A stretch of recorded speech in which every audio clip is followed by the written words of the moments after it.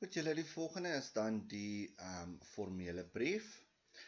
Daar's verskillende formele briewe, sakebrief, versoekbrief, klagtebrief, aansoekbrief, bedankingbrief, gelukwensingbrief en simpathiebriewe. Okay? So most of the time we're going to be focusing on sakebriewe, versoekbriewe, klagtebriewe and then aansoekbriewe. Bedanking, gelukwensing en simpathie is not really stuff that is done that much anymore. So we're not really going to focus on that. It is in the document that I've sent to you, so you are welcome to just go through that, and if there's any questions, feel free to ask me anything. Goed. Aanspreekvorme, very important. Aanspreekvorme, how do we address people? So indien die titel, the title and surname of the aangesprokene, the person that we're talking to, is not known. Okay? Spreek ons die persoon aan as meneer of geagte meneer of geagte dame of geagte dame. Okay? Just dame or geagte dame, either one is acceptable. We're not going to say mevrou. Why? Because mevrou is for a married woman and you're not sure if the person is married or not married. So geagte dame is better. Then it basically refers to lady. So sir and lady. Dan, indien die titel van die aangesprokene bekend is, so if we do know the title and the surname of the person that we speak to, then we will say geagte meneer Bakker of meneer abbreviated. Make sure that you abbreviate correctly Bakker, or you can write it out as a small letter Bakker. Either one of those are acceptable. Nou, die volgende reël geld in die AWS van 2017. AWS Afrikaanse woordelys en spelreëls, don't stress too much about that.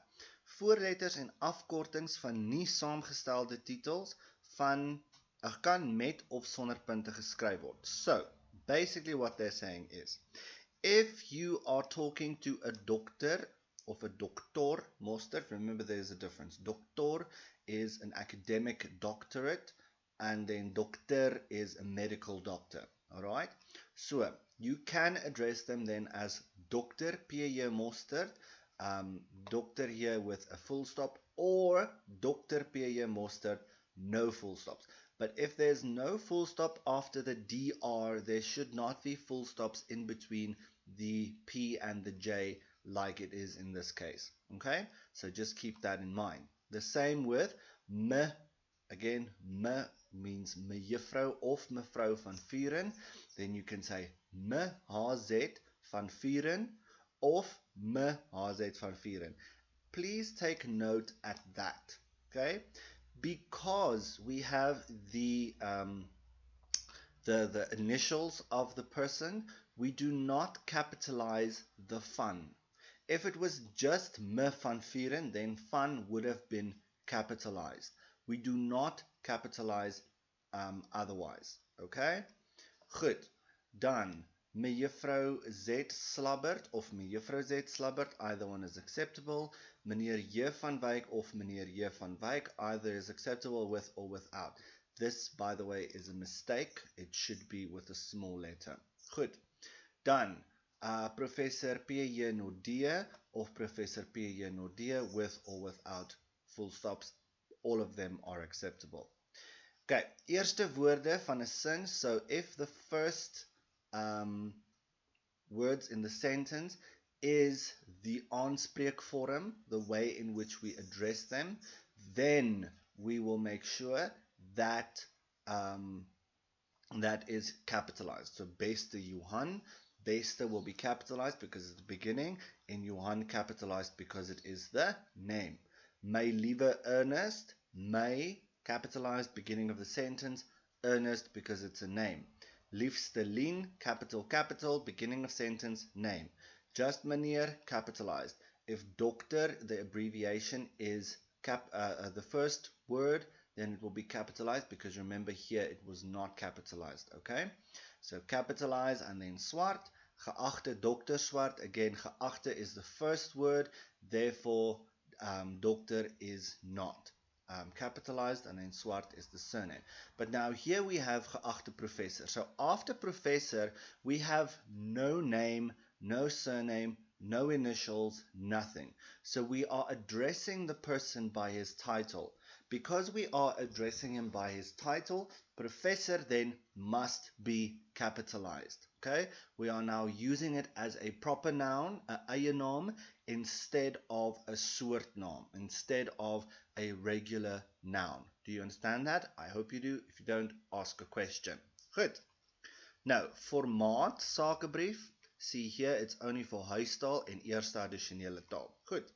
So sakebrief, again, you start with your address. Okay, simple pimple, nothing strange. Then we have their address. Now, this part, die bestuurder, will always change depending on who you are writing to. If you are writing to the manager, then die bestuurder is perfect. If you are writing to the owner, then you will say die eienaar. If you're writing to the manager of a newspaper, for example, it will be die redakteur, all of those things. All of these are listed below in the other format, so don't stress if you think, what the hell am I talking about? Alright, tweedens kom dan die naam van die instansie. In this case it is Woolworths, and then underneath that is their address. Okay, their postal address. Always postal address, very seldomly do we use any other form of address for them. Goed. Dan begin ons met geachte meneer of meneer Masango. Anyone is fine, depending on what they tell you. If they don't give you a name, make up a name. Guys, it's creative writing, okay? If you don't want to make a name up, then either just meneer of geachte meneer. Goed. Then, this part of your letter is the topic, okay? In English, you have that RE that you put there. It is not here, guys. We do not do it in Afrikaans. Do not do it, okay? So, agterstallige rekening, this is what we're writing about. We're writing about an account that is not paid up, okay? Verwysingsnommer goes in there, and then this is the amount of money. This can be anything.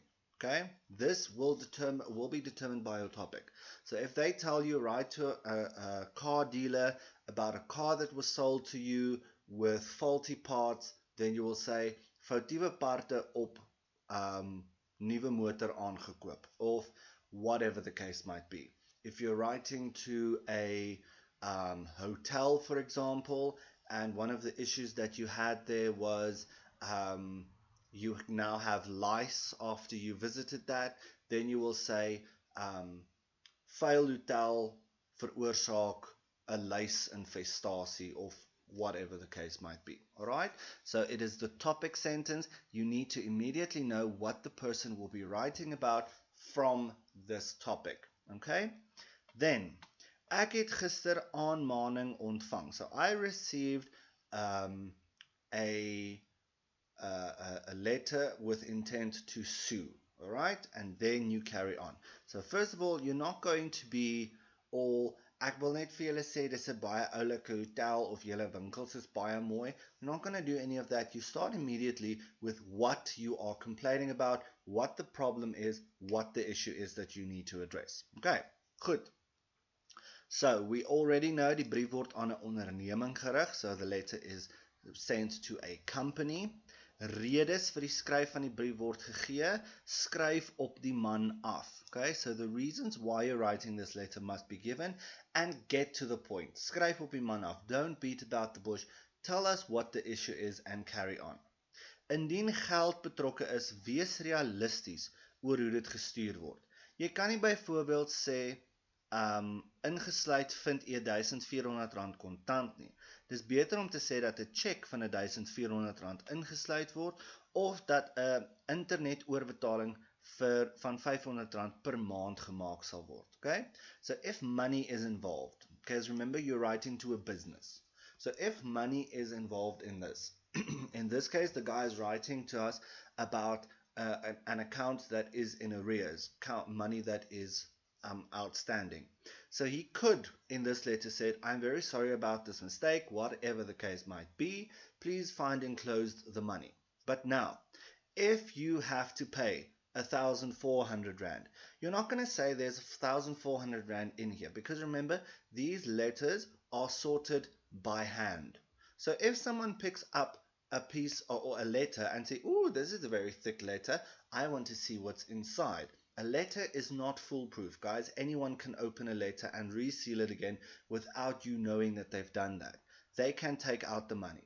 So it is better to say something like, daar is 'n check vir R1,400 ingesluit, of 'n internetoorбetaling van R500 per maand sal gemaak word.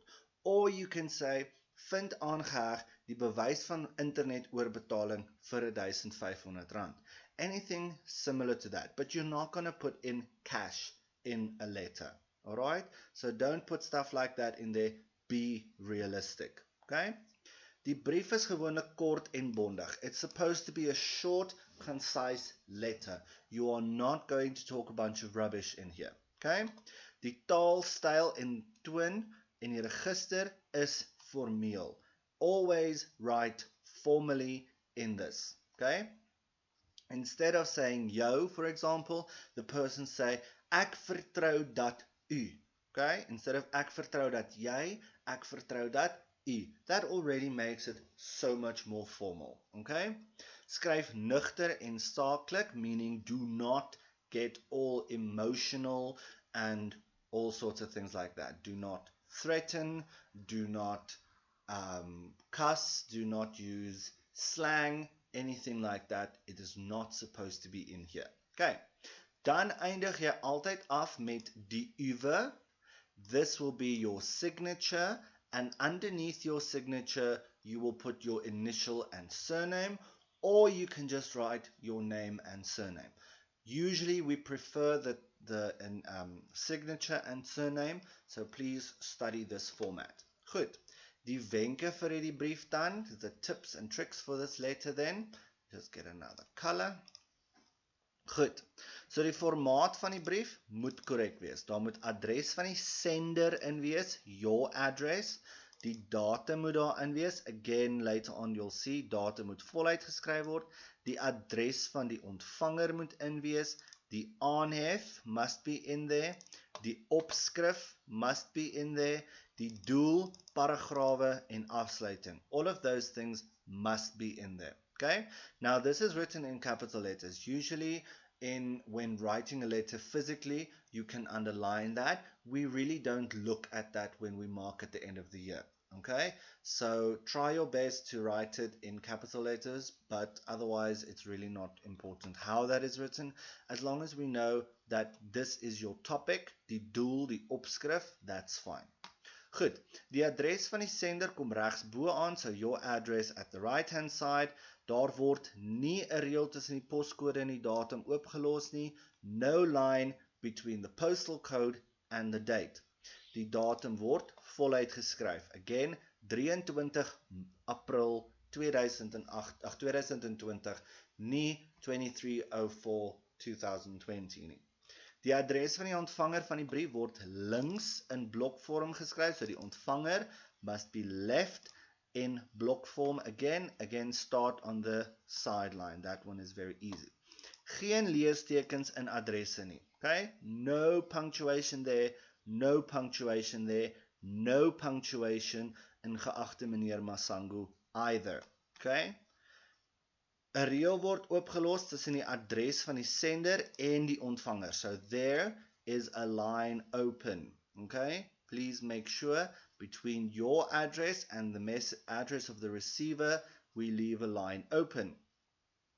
Die reël word tussen die adres en die ontvanger, van die ontvanger en die aanhef oopgelaat. So a line is left open after the address of the receiver and the aanhef. Line open. That's quite clear.